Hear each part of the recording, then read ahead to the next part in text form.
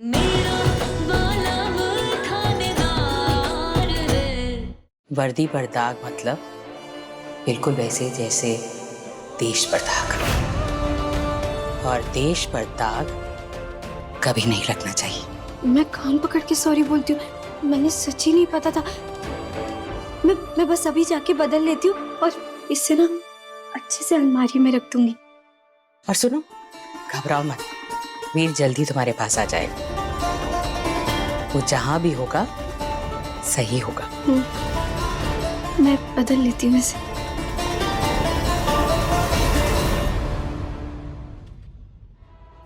मेरे बेटे को सही सलामत रखिएगा भगवान जी, वो जहां भी हो बस ठीक हो।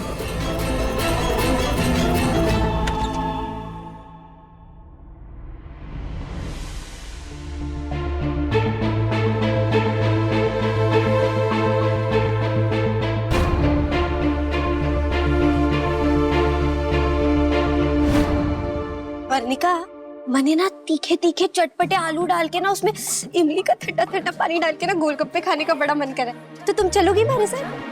आपको मुझसे क्या बात करनी है? मैंने अब नहीं तो मारी को कोई बात ना करनी, मुझे तुम्हारे साथ बस गोल पता है, दादी ने आपको भेजा है ना मेरे पास। नहीं करनी यार बुलबुल चाची किसी से बात। वर्णिका देखो, अगर विशेष भाईसा की शादी दोबारा हो गई तो उनके जीवन में भी खुशियां आ जाएंगी ना, और तुम्हें भी तो एक नई माँ मिल जाएगी। नहीं चाहिए मुझे कोई नई माँ, और मेरी मम्मा की जगह ना कोई नहीं ले सकता। मुझे किसी से और कुछ बात नहीं करनी, मैं जा रही हूँ रिया। वर्णिका हमारी बात सुनो। वर्णिका, कैसे समझाऊं इस लड़की को? वर्णिका तो समझने के लिए तैयार ही ना है।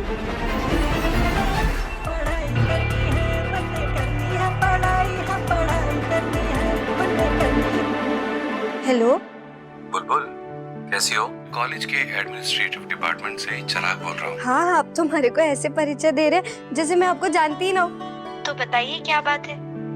छोटा सा निवेदन है, 15 अगस्त आ रहा है ना, तो इस बार हमारे कॉलेज के सालाना स्वतंत्रता समारोह में मुख्य अतिथि मीठी बाई है। अरे मीठी माई, जिन्होंने इस देश के लोगों को इतना प्यार दिया, अपना पूरा जीवन उनकी सेवा में व्यतीत कर दिया, उनसे अच्छा मुख्य अतिथि और कौन हो सकता है? ये तो बहुत अच्छी बात है। अच्छा, प्रिंसिपल साहब बता रहे थे कि तुम साज सज्जा में बहुत माहिर हो, तो प्रिंसिपल साहब चाहते हैं कि इस बार समारोह की सजावट तुम करो। मैं बिल्कुल करूंगी। आप देखना, मैं इतनी अच्छी सजावट करूंगी ना कि सारे कॉलेज वाले दंग रह जाएंगे। आप चिंता मत करिए, मैं कर दूंगी। अच्छा सुनिए, हमारे को एक फोन आ रहा है। अब माफ करिए ऐसे बीच में काट रही हूँ, पर मैं आपको थोड़ी देर बाद फोन करूँ? ओके। ध्रुव भाईसा का फोन। कहीं थानेदार साहब से उनकी बात हुई होगी तो? हेलो भाभी साहब, प्लीज आप जल्दी पुलिस थाने आ जाइए।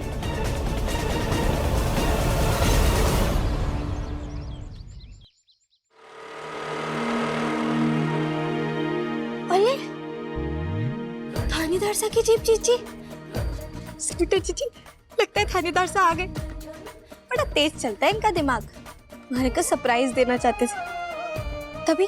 तभी उन्होंने ध्रुव भाईसा से हमारे को फोन करवाया। अच्छा,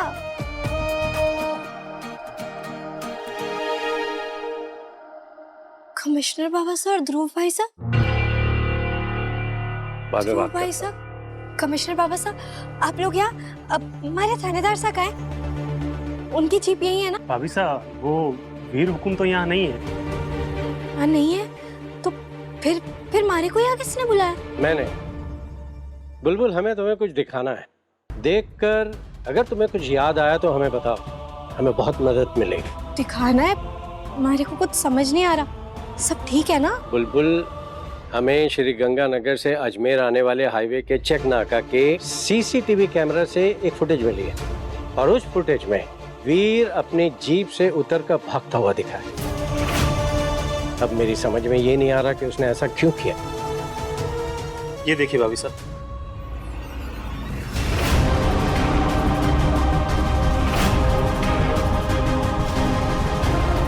सिर्फ यही नहीं भाभी साहब, देखिए हमें जीप में और क्या मिला है।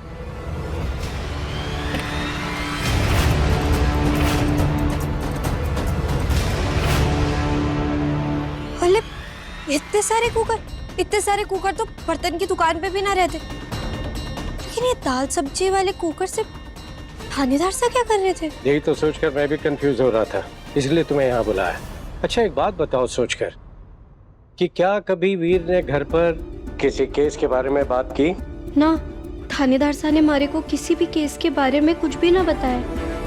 और वैसे भी वो अपनी काम से जुड़ी बातें हम सबसे ना करते। हमारे को अभी भी नहीं समझ आ रहा कि वो इस कुकर से क्या कर रहे थे।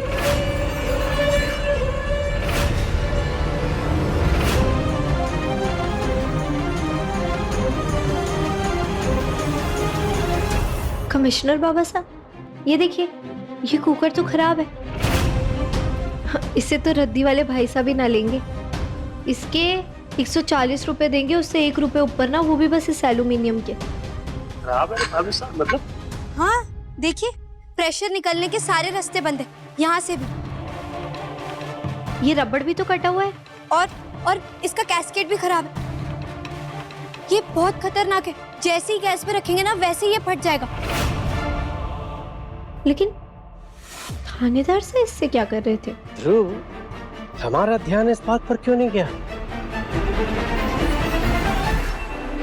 बुलबुल, very good, thank you, very good. Commissioner बाबा साहब, हमारे को अभी भी कुछ भी समझ ना आ रहा। वीर ने फिर से अपनी स्मार्टनेस का इस्तेमाल किया है और एक बहुत जरूरी इंफॉर्मेशन सीक्रेटली हम तक पहुंचाई। ब्रावो, मान गए एसीपी वीर, वेरी गुड। सब लोग आओ और डिक्की में जितने कुकर हैं उनको चेक करो और उसमें देखो कि उनके लिड में गैस्केट बराबर है कि नहीं। आ जाओ। जी सर।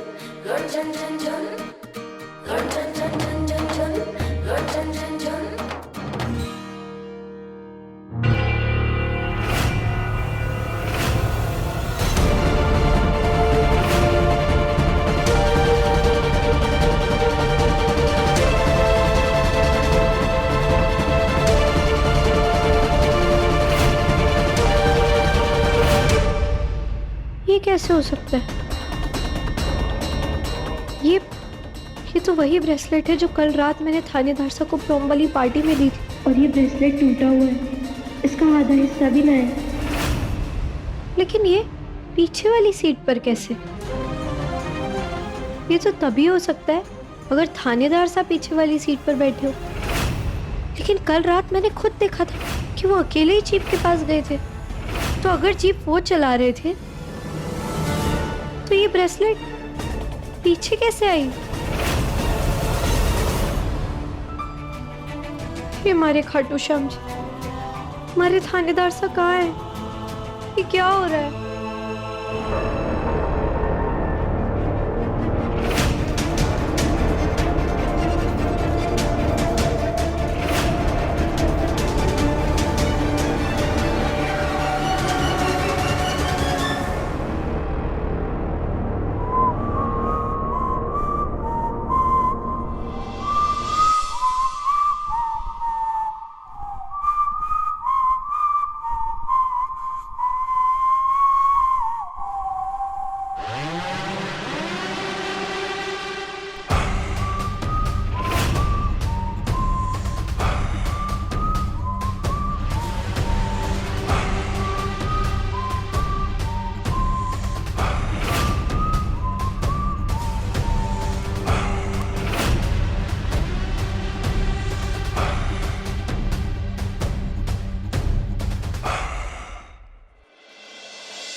ध्रुव भाई साहब, कमिश्नर बाबा साहब,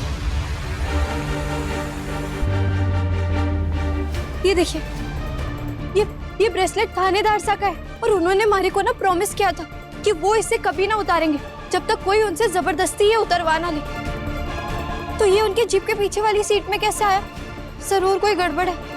बुलबुल, देखो बेटा, एक ब्रेसलेट के टुकड़े की वजह से तुम परेशान होकर इन्वेस्टिगेशन कर रही हो। कुछ चीजें हमारे लिए भी छोड़ दो। हाँ भाभी साहब, केस की अफरा तफरी में निकल गया होगा और वीर हुकुम ने ध्यान नहीं दिया होगा। आप इतना मत सोचिए, वो सब संभाल लेंगे। Sir 1 minute.